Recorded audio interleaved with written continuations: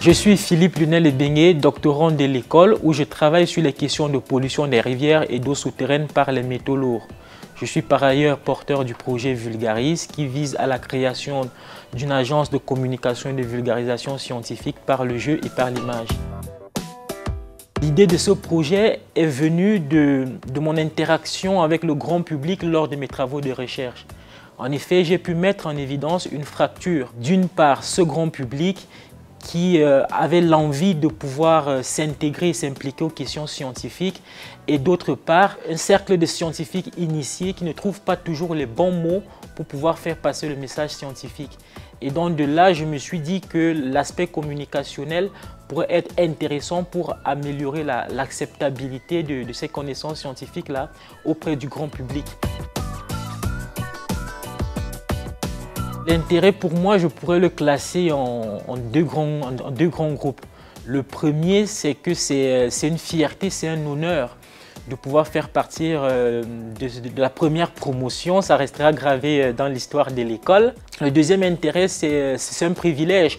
On n'a pas toujours cette opportunité à nous, les étudiants, d'avoir cet accompagnement dans tous les incubateurs des écoles d'ingénierie en France.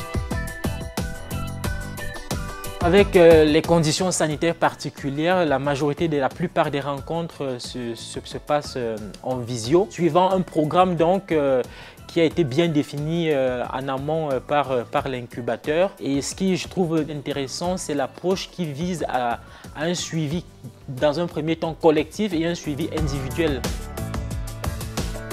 J'ai découvert des approches nouvelles, des approches plutôt intéressantes, plutôt innovantes, comme le Lean Canvas qui nous a permis de mieux définir nos propositions de valeur.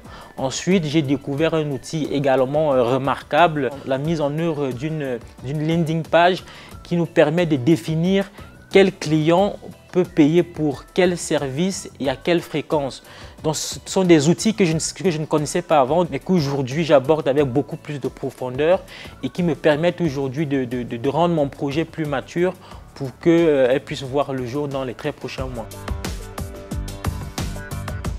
J'espère le meilleur, c'est-à-dire que mon projet puisse voir le jour d'ici novembre 2021 et que je puisse en vivre. Je tiens à remercier particulièrement l'incubateur de l'école de mines d'Alès et à remercier également les acteurs, en particulier Anne Lichtenberger et puis Muriel Durand qui est disponible, qui nous écoute. C'est un avantage que nous avons.